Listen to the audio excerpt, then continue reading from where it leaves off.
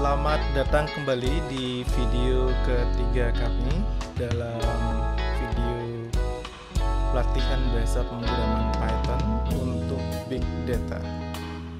Jadi bersama dengan saya lagi, Dewa Bayu dari Universitas Udayana, dan ini adalah program kerjasama Kominfo dalam Digital Talent Scholarship. Pada video ini kita akan mengupas tuntas tentang Python, bahasa pemrograman Python. Namun sebelum kita melihat apa itu bahasa pemrograman Python dan seperti apa cara kerjanya nanti, kita lihat dulu bagaimana komputer bekerja. Komputer adalah mesin. Komputer tidak secanggih seperti yang kita bayangkan, yang mampu mengerjakan hal-hal yang kompleks. Komputer hanya menjalankan perintah, instruksi-instruksi yang diberikan oleh manusia. Namun seperti halnya mesin, komputer memiliki keunggulan dibandingkan dengan manusia. Dia dapat bekerja dengan cepat dan berulang-ulang tanpa merasakan lelah. Berbeda dengan manusia tentunya. Komputer dan manusia sama-sama bisa melakukan perhitungan yang sederhana ataupun kompleks. Namun, bisa jadi sebuah mesin komputer bisa melakukannya dengan lebih cepat dan dilakukan dengan berulang-ulang tanpa mengurangi kecepatan dalam melakukan perhitungan atau pemrosesan. Berbeda dengan manusia yang mungkin mudah untuk merasakan lelah. Diberikan contoh di sini. Misal, ada sebuah problem, sebuah masalah yang ingin menghitung nilai rata-rata kecepatan dari sebuah kendaraan yang melakukan perjalanan yang jauh. Ya, kendaraan ini mungkin melewati beberapa kota sampai dia tiba di kota tujuannya.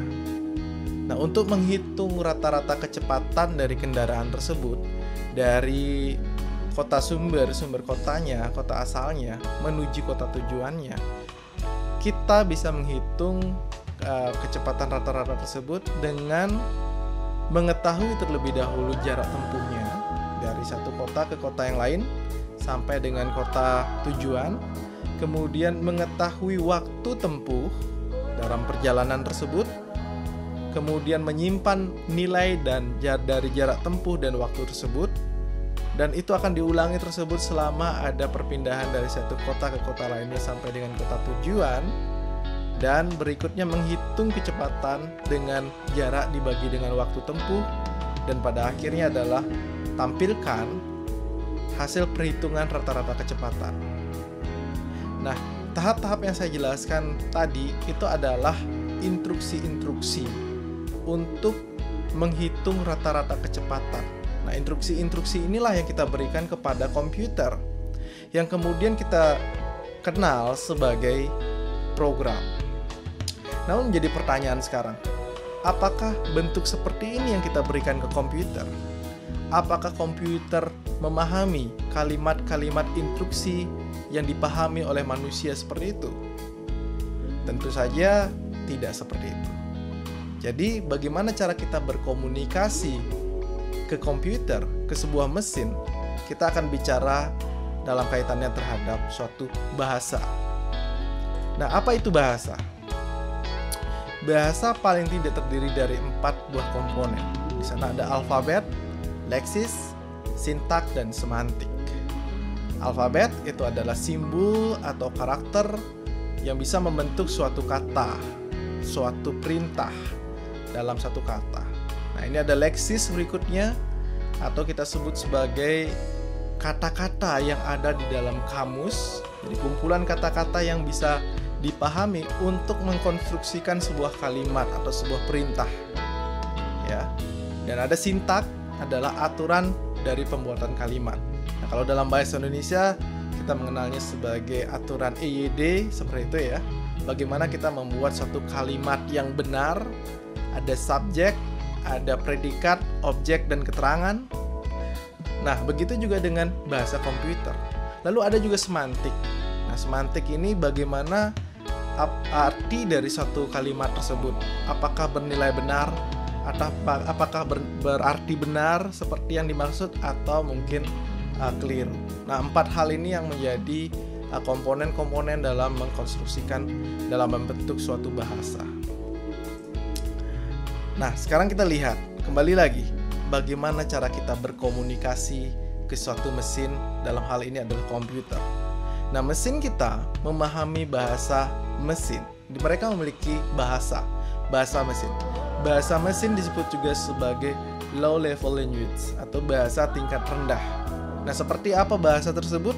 Ya, bahasa tersebut mengenal 2 kondisi, hidup, mati, true, false, atau benar, salah, 1 atau 0.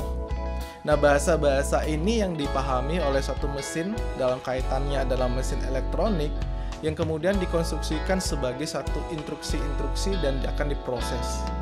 Nah, masalahnya adalah kita tidak mudah untuk memahami bahasa seperti itu. Kita sulit memberikan instruksi kepada komputer jika bentuk bahasanya adalah seperti itu. Maka tantangannya adalah bagaimana menginterpretasikan atau mentranslasikan bentuk bahasa level rendah seperti ini menjadi bentuk bahasa yang lebih mudah dipahami oleh manusia. Nah, itu yang disebut sebagai high level language. Nah, kita akan belajar bagaimana salah satu bahasa pemrograman yang akan kita pelajari ke depan, yaitu Python, adalah salah satu contoh dari bahasa tingkat atas yang kita gunakan untuk berkomunikasi kepada komputer. Nah, sebelum kita bicara itu, ada 2 pendekatan atau paradigma dalam bahasa pemrograman. Satu disebut sebagai compilations, satunya lagi disebut sebagai interpretations.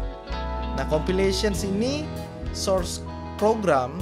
Jadi kalau kita membuat program kode itu disebut sebagai source code. Nah, source program ini yang isinya instruksi-instruksi dalam bahasa level tinggi untuk komputer itu ditranslasikan sekali menjadi file yang dipahami oleh mesin. Jadi ketika kita membuat program sudah jadi, kita akan mentranslasikannya sekali. Yang mana alat untuk mentranslasikannya disebut sebagai compiler. Nah, hasil dari translasi ini adalah satu file yang dipahami oleh mesin. Contohnya misalnya .exe adalah satu file yang dipahami oleh operating system Windows. Nah, file executable atau .exe itu yang akan kita distribusikan untuk dijalankan di mesin-mesin yang berbeda. Ya. Nah, berbeda halnya dengan compilations. Ada pendekatan yang berbeda disebut sebagai interpretations. Kalau interpretations ini translasinya dilakukan setiap kali kita menjalankan. Nah, tadi yang di compilations translasi dilakukan hanya sekali saja. Dan ketika ada perubahan dalam program, dia harus mentranslasikan kembali, membentuk .exe yang baru. Kalau interpretations, setiap kali kita jalankan, akan dilakukan translasi. Nah, ada kekurangannya di sini. Kalau tadi di compilations, file exe-nya bisa didistribusikan, bisa dipahami oleh komputer atau mesin yang berbeda. Sedangkan kalau di interpretations, pengembang software, pengembang program, dan pengguna itu harus memiliki interpreter yang sama. Nah, itu tantangannya. Tapi juga ada plus minus yang lain. Ya, compilations itu memang agak lambat atau cenderung lambat ketika melakukan compilations, membuat file exe-nya, karena dia akan memahami banyak potongan kode sebelum menjadi file executable. Tapi ketika file executable-nya sudah jadi, ketika dijalankan, nah itu cepat. Nah, ini berbeda juga dengan interpretations. Karena tidak ada compilation-nya, tidak ada kompilasi di awal, maka translasinya dilakukan dengan cenderung lebih lambat ketika dijalankan. Ya. Jadi contohnya compilation ini bahasanya adalah bahasa C atau C++. Itu adalah contoh dari bahasa compilation. Sedangkan interpretations yang paling banyak mungkin Anda ketahui adalah HTML. Nah, apa itu HTML? Adalah bahasa pemrograman berbasis web yang kita gunakan untuk menampilkan ya tampilan yang ada di internet dengan melalui kliennya dengan menggunakan browser gitu ya. Jadi contohnya Jadi interpretation itu melakukan interpretasi tanpa ada kompilasi, disebut juga sebagai interpreter. Tadi compilation adalah compiler, membentuk satu file executable. Oke, kita bicara Python sekarang. Kita masuk pada satu bahasa pemrograman Python yang akan kita bahas pada video-video juga berikutnya. Nah, Python ini adalah salah satu bahasa pemrograman interpreter tadi. Jadi interpreted. Artinya apa? Dia akan mentranslasikan setiap instruksi baris per baris. Tidak seperti compiler yang akan mentranslasikan keseluruhan kode. Kemudian dengan bahasa pemrograman Python, kita juga bisa membuat object oriented, bahasa pemrograman berbasis objek, ya berorientasi pada objek. Kemudian high level programming language. Jadi ya, apapun tantangan dalam pemrograman itu sebenarnya hampir bisa digunakan oleh Python.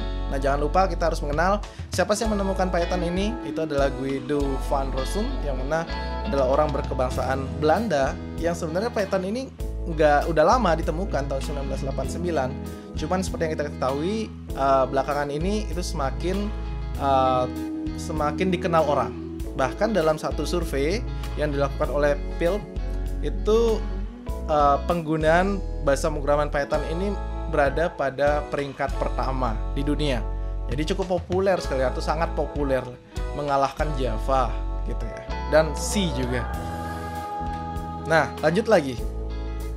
Kenapa harus Python? Ada apa dengan Python? Ya, pemrograman Python ini mudah untuk dipelajari, ya. Beda dengan bahasa pemrograman lain, misalnya C. Bahasa pemrograman C ada banyak sekali simbol-simbol yang kita harus hafal artinya, karena tidak simbol-simbol tersebut memiliki arti yang bukan bahasa keseharian manusia kita, ya, seperti kita ya. Tapi kalau di Python, hampir semua perintahnya itu mudah kita pahami. Karena mudah dipahami juga mudah untuk kita ajarkan sebagai pendidik. Jadi nggak butuh waktu yang lama untuk ya mentransfer pengetahuan bahasa pemrograman Python ini, karena mudahnya untuk dibaca oleh manusia. Mudah digunakan juga, ya. Hampir banyak project, ya, baik itu berbasis desktop, berbasis mobile atau web, itu bisa dikerjakan atau dibangun dengan menggunakan bahasa pemrograman Python. Meskipun tantangan masih ada ketika kita ingin membuat pemrograman berbasis mobile, itu masih ada beberapa kendala sehingga Python tidak terlalu populer jika digunakan untuk mengembangkan aplikasi berbasis mobile.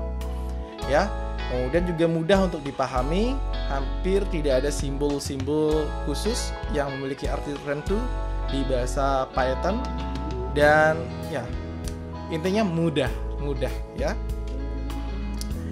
Oke, sekarang saatnya kita untuk melakukan praktek secara langsung. Saya akan demokan pada video ini kasus yang sederhana terlebih dahulu. Pada hands-on di video ini kita akan mencoba pemrograman Python yang sangat sederhana, yaitu bagaimana mencetak suatu kalimat dalam layar, ya. Jadi sebenarnya kita sudah lihat pada video 1 bagaimana kita melakukan ini. Kita akan coba menggunakan Qt Console, karena apa yang kita akan lakukan tidak terlalu rumit ya dalam hal sintaknya. Oke.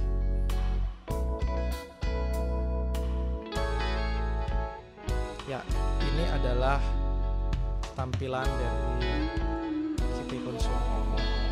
Nah, kita gunakan. Kemudian yang pertama, sintak yang akan kita lakukan adalah print. Nah, seperti yang dijelaskan tadi, bahwa Python ini adalah bahasa pemrograman tingkat atas, gitu ya, yang mana bahasanya sangat mudah kita pahami. Seperti halnya print. Print seperti namanya adalah mencetak, gitu ya. Seperti kata itu, cetak artinya adalah kita memerintahkan komputer untuk mencetak. Apakah yang dicetak adalah sebuah kalimat atau mencetak satu nilai dalam variabel? Kita akan melihat untuk variabel di video berikutnya ya. Nah, untuk video ini kita hanya melihat string yang sederhana saja. Nah, print sendiri adalah sebuah function. Apa itu function? Kita skip dulu. Jadi, katakan saja print adalah satu perintah untuk mencetak yang kali ini kita akan mencetak satu string. Misalnya string atau kalimat yang akan kita cetak adalah ya, ini kalimat pertama saya ya. Jadi Anda perhatikan di sini, di dalam kalimat ini ada di dalam tanda petik double ya. Jadi double tanda petik seperti ini, kemudian di dalam kurung juga. Ya, kalau kita ingin jalankan, maka kita tinggal enter saja. Dan di bawahnya adalah hasil dari eksekusi perintah print tersebut. Ya, seperti itu. Kita coba menambahkan ya, menambahkan kalimat yang lainnya. Bisa kita taruh koma saja. Misalnya ini kalimat pertama saya, sangat menarik.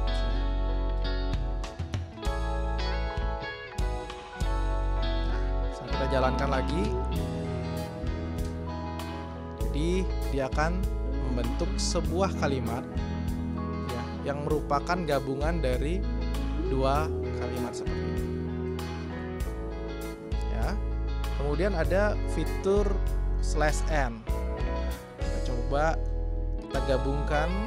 Jadi kalau di konsol ini kita ingin memanggil lagi perintah yang sebelumnya sudah pernah kita gunakan, kita tinggal klik di keyboard Anda untuk panah atas ya, maka dia akan kembali ke perintah-perintah sebelum yang terakhir kita lakukan ya. Saya akan menjadikan satu kalimatnya dengan menghilangkan tanda koma di sana.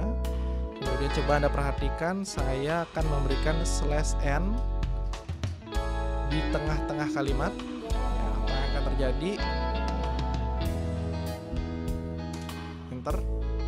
Nah, seperti Anda lihat, sangat menarik untuk belajar. Itu akan ditempatkan di bawah kalimat ini, kalimat pertama saya. Nah, artinya /n itu untuk apa? Adalah untuk mengganti baris. Jadi untuk berhenti di baris tersebut dan masuk ke baris kedua, atau kita bisa bilang sebagai enter. Oke, kira sampai di sini percobaan kita untuk video yang pertama ini sangat mudah sekali. Anda bisa coba latihan untuk mencetak nama Anda atau beberapa kalimat ya, untuk melatih bahasa pemrograman Python yang dasar ini.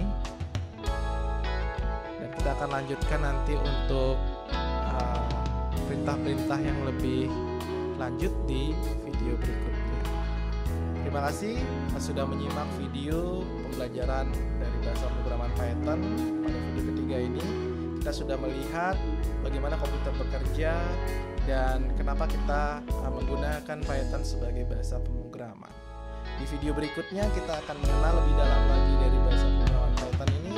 Kita akan melihat apa itu variabel, kemudian kita mengenal juga tipe data dan operator, kemudian kita akan membahas bagaimana operasi-operasi untuk melakukan input dan output. Sampai ketemu lagi di video berikutnya, dan jangan lupa subscribe dan like agar Anda mendapatkan notifikasi untuk video berikutnya. Terima kasih, sampai ketemu lagi.